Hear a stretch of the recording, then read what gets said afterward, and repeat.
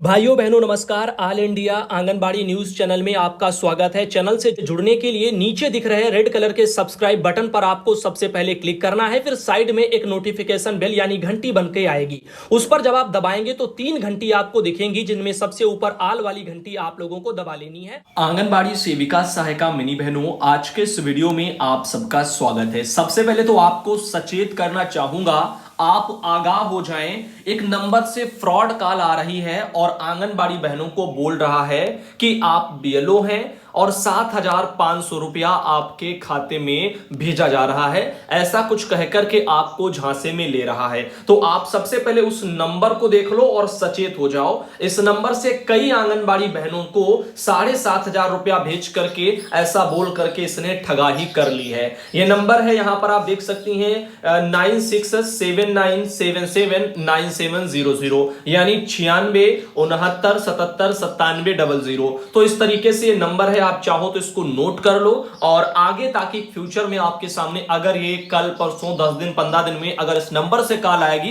तो कम से कम आप इसको तो पहचान जाओगी। या कहीं पर भी अगर कहे कि 7,500 रुपया आपके खाते में भेजा गया है या 10,000 या जो भी आपकी आप बीएलओ हैं, आपको पैसे भेजने हैं, आप ये बताओ वो बताओ, तो आप कुछ भी मत करना, क्योंकि विभाग को या भेजना होगा तो सीधा वो बैंक में पैसा आएगा। उसके लिए कभी आपको बताएंगे नहीं कि आपका ये पैसा आया है, आपका ये भेजने को लगा है पैसा, आपका ये वाले मद में है। ऐसा कोई विभागीय अधिकारी फोन करके नहीं बताता कि आपका कौन सा पैसा कितना आया है। हमेशा से आप देख रही हैं। तो पैसे मामले के यानी पैसे भेजने के मामले में अगर आपसे ये कहे कि पैसा भेजा गया है तो आप बिल्कुल भी उसको इग्नोर मारो, लालच में बिल्कुल भी मत आओ। विभाग को जो देना होता है वो आराम से आ जाता है, उसमें कोई इस तरह का झंझट नहीं होता। वहीं ये देखो, करुणा कौशम बहन है जो कि इंदौर से आती हैं, तो मध्य प्रदेश आंगनबाड़ी कर्मचारी संघ का एक लेटर आप देख लो, फिर और भी कई खबरें आपको इस वीडियो में दिखाते हैं। 27 सितंबर का ये कल का ऑर्डर है मध्य प्रदेश में आंगनबाड़ी कार्यकर्ता संघ का। श्रीमान कलेक्टर महोदय जिला इंदौर मध्य प्रदेश शासन को एक ये ज्ञापन की सूचना दी गई है, जिसमें उन्होंने कहा है कि विषया अंतर्गत सूचित किया जाता है कि मध्य प्रदेश आंगनबाड़ी कार्यकर्ता एवं सहायिका संघ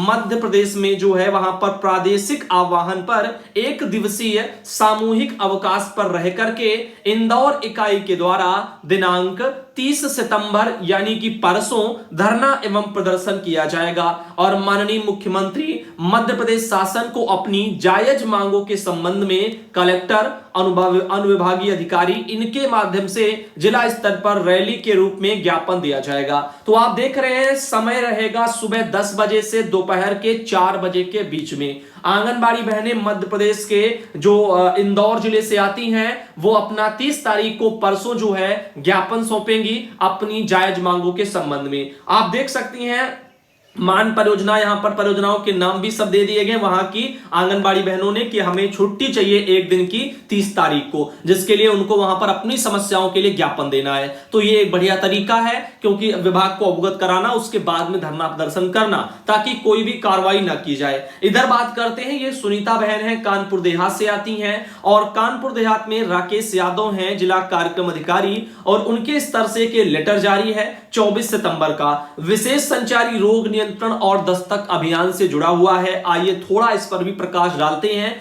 क्योंकि अब ये काम आप सबको करने के लिए आने वाले हैं अक्टूबर महीने में। मैंने कहा था इसको लेकर के एक बढ़िया सा वीडियो बना दूंगा, अभी फिलहाल टाइम नहीं मिल पाया, लेकिन अभी 28 हो गई है, कल 29 है, कल या परसों में मैं आपको वीडियो दे दूंगा। आप जो है बेफिक्र रहिए, कल या फिर परसों में। फिलहाल आप इसको देख लो, इससे भी कई जानकारी आपकी क्लियर हो जाएंगी। इसमें बताया जा रहा है कि निर्देशों के अनुपालन में जनपद कानपुर में जो है, कानपुर देहात की बात हो रही है, माह अक्टूबर 2022 में प्रस्तावित विशेष संचारी रोग नियंत्रण एवं दस्तक अभियान, संचारी रोग एवं दिमागी बुखार पर प्रभावी नियंत्रण के लिए संचारी रोग नियंत्रण अभियान, जो कि दिनांक 1 से लेकर के 31 अक्टूबर तक चलेगा, और दस्तक अभियान जो कि 7 जो है अक्टूबर से लेकर के 21 अक्टूबर तक चलेगा। अभियान ये संचालित किए जाने हैं और इसके सफल क्रियान्वयन के लिए कुछ कार्य योजनाएं बनाई गई हैं, उन्हीं का जो है आप लोगों को अनुसरण करना है और आगे कार्रवाइयां करनी है। जैसे कि आंगनबाड़ी कार्यकर्ती को संचारी रोग तथा दिमागी बुखार, इसके लिए प्रशिक्षण प्रदान करके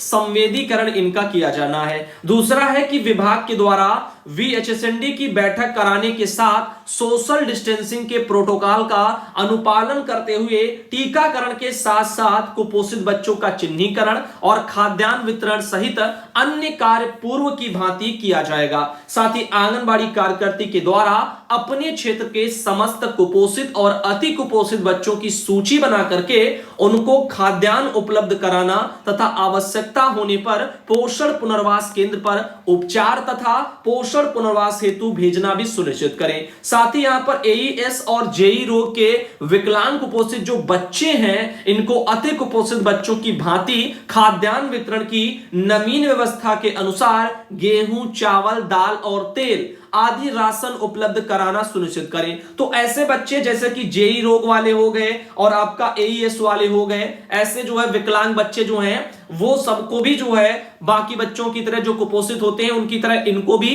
राशन दिया जाएगा जो आंगनबाड़ी में मिलता है। संचारी रोग तथा विभागीय जो दिमागी बुखार के लिए जन जागरण अभियान जैसे कि दस्तक अभियान, इनमें स्थानीय ANM तथा आशा कार्यकर्ती के सहयोग करते हुए कार्यक्रम में सक्रिय सहयोग हेतु दिशा निर्देश भी प्रदान है। तो संचारी रोग, दिमागी बुखार, इन सब में जो दस्तक अभियान, इनमें ANM और आशा, इनका सहयोग भी आपको करना है। विकलांग बच्चों के प्रशिक्षण व अन्य सुविधाओं की व्यवस्था के लिए विकलांग कल्याण विभाग से समन्वय स्थापित करके सहयोग प्राप्त हेतु निर्देश भी प्रदान करें। आशा कार्यकर्ती के द्वारा संचारी रोग नियंत्रण और दस्तक अभियान हेतु क्षेत्र में संपादित की जा रही समस्त गतिविधियों एवं गृह भ्रमण में आंगनबाड़ी कार्यकर्ती के साथ में यहां पर उसमें पूर्ण सहयोग प्रदान करेंगी। तो आशा बहनें भी इनका जो है कार्यकर्ता बहनों का काम में सहयोग करेंगे, यानी आपस में समन्वय बना करके कामों को करना है। समस्त आंगनबाड़ी कार्यकर्ती, आशा और ANM इनके सहयोग से विशेष संचारी रोग नियंत्रण अभियान को सफल क्रियान्वयन कराना सुनिश्चित करें, जिसमें कानपुर देहात में उक्त अभियान के सफल क्रियान्वयन के लिए यहां पर आंगनबाड़ी कार्यकर्ताओं को निर्देशित करें, जिसके बारे में DPO महोदय जो कि जिला कार्यक्रम अधिकारी कानपुर देहात के राकेश यादव जी, उनका एक लेटर हमारे पास जो है सुनीता बहन है कानपुर देहात से ही आती हैं जिनके द्वारा भेजा गया। इधर बात करते हैं, एक और आर्टिकल हमारे पास आया है जिसमें लिखा है कुपोषण का दंश झेल चुकी माताएं पढ़ा रही हैं सुपोषण का पाठ। आइए इस पर भी थोड़ा चर्चा करते हैं। यह संत कबीर नगर जिला है उत्तर प्रदेश का और यहीं पर यह आर्टिकल प्रकाशित हुआ है कि अति कुपोषित बच्चों का दंश झेल चुकी महिलाएं अब दूसरी अति कुपोषित बच्चों की मां को सुपोषण का पाठ पढ़ा रही हैं। कुपोषित बच्चों की मां को बता रही हैं कि पोषण और पुनर्वास केंद्र पर उनके बच्चे की सेहत तो सुधरेगी, यदि डॉक्टर के नेतृत्व में अपने बच्चे का पालन पोषण करेंगी तो उनका बच्चा पूरी तरह से स्वस्थ हो जाएगा। और NRC की जो है चिकित्सक जो है डॉक्टर नम्रता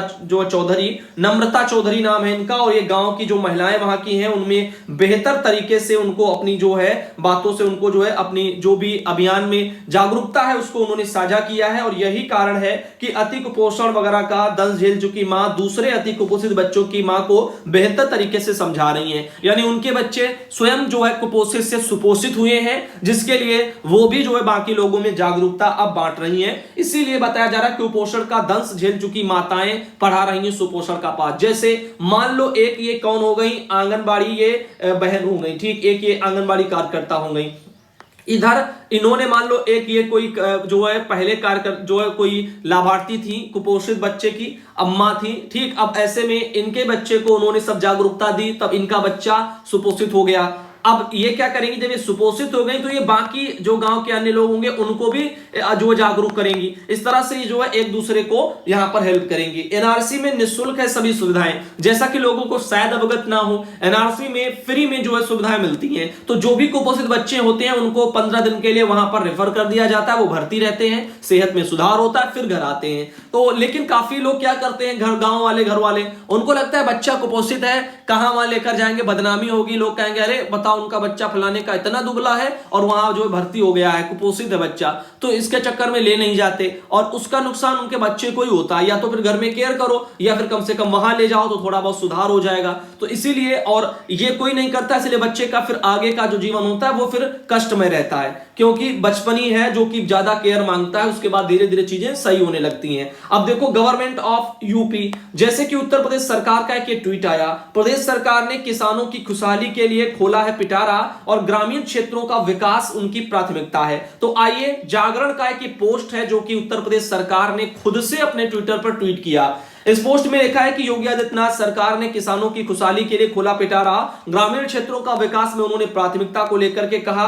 साथ ही साथ इन्होंने और क्या कहा, जैसे कि योगी आदित्यनाथ सरकार अपने दूसरे कार्यकाल में किसानों को आर्थिक रूप से मजबूत करने में प्रयासरत है। इसी क्रम में सरकार ग्रामीण विकास पर जोर दे रही है और किसानों की आय बढ़ाने के लिए सरकार तकनीकी की जो है मदद भी ले रही है। इधर और चलते आगे और आपको बताते हैं, तो 2.0 में किसानों की खुशहाली होगी, इस तरह से योगी आदित्यनाथ सरकार जो है कह रही है। बाकी और आपको बताते हैं, उनका कहना है कि यहां पर गन्ना किसानों को उनके उत्पाद का बेहतर मूल्य दिलाकर के किसानों के हित में एक बड़ा कदम उठा करके उनका विश्वास जीता है, ऐसा सरकार को लगता है। बाकी देखो, यहां पर गन्ना किसानों को रिकॉर्ड भुगतान, इस तरह से उन्होंने कहा है कि गन्ना जो है किसानों को 19 मार्च 2017 से अब तक यहां पर जो है आप देख सकते हैं 1,78,608 करोड़ रुपए का रिकॉर्ड भुगतान किया गया। इसमें योगी सरकार 2.0 में बीते 6 माह में 30,697 करोड़ रुपया गन्ना मूल्य का भुगतान किया गया। इसके अलावा प्रधानमंत्री किसान सम्मान निधि में 2 करोड़ जो है यहाँ पर 60 लाख किसानों को 48,324 करोड़ रुपए का भुगतान किया गया और खेती को अत्याधुनिक तकनीकी से जोड़े जाने की दिशा में भी लगातार प्रयास किए जा रहे हैं। वहीं पर आगे इनका और कहना है कि खेती में शुरू हुआ है तकनीकी का प्रयोग, फसली ऋण हुआ है आसान। यानी कि यहां पर आप देख सकते हो कि कृषि उत्पादक संगठन और कृषि स्नातकों को सरकार 40 से 50% अनुदान पर ड्रोन उपलब्ध करा रही है। प्रधानमंत्री फसल बीमा योजना के तहत प्रदेश में यहां पर 2,30,000 जो है 2 करोड़ जो है 30 लाख और 8,000 जो है 487 बीमित किसान हैं। इनके द्वारा आप देख सकते हैं कि 16 जो है यहां पर 1,45,081 हेक्टेयर क्षेत्र का बीमा कराया गया। साथ ही फसली ऋण जो है वहां पर वो भी उपलब्ध कराने में भी सरकार पीछे नहीं रही। किसानों को जो है 40,20,000 जो है 948 जो है यहां पर आप देख सकते हो करोड़ रुपया का फसली ऋण भी प्रदान किया गया। तो देखो, गवर्नमेंट की तमाम ऐसी योजनाएं हैं जो कि किसान भाइयों के बहुत ही काम की हैं। जैसे मान लो जिसके पास खेत ज्यादा है, भी 2 बीघा 4 बीघा 6 बीघा बड़े बड़े चक हैं जिसके, उसके लिए और बेटर है वो अपना फार्म हाउस बना ले, वहां पर गोदाम का भी काम कर सकता है, उसमें भी सब्सिडी मिलती है। उसके अलावा मान लो आपको कोई जो है अन्य तरह से खेती आधुनिक तरीके से करनी है तो उसके लिए भी गवर्नमेंट पैसा देती है। और तो और जो है यहाँ पर आप किसी भी तरह को लेकर को आप रोजगार धंधा भी वहां खोल सकते हो, उसमें भी सरकार आपको जो पैसा देगी। तो बहुत सारी चीजें हैं, तमाम योजनाएं हैं, आप जो है जिसको जानकारी लेना चाहे तो तमाम जो है ले सकता है। तो बहुत तरीके की है, तो इस तरह से जो है आप जो है इसका फायदा उठा सकते हैं। वहीं देखो, भूमि सुधार पर सरकार पर फोकस, नवीन मंडियों का आधुनिकीकरण भी कराया जाएगा। तो भूमि सुधार के लिए 602 करोड़ रुपए की यहां पर पंडित दीनदयाल उपाध्याय किसान समृद्धि योजना भी सरकार ने लागू कर दी है।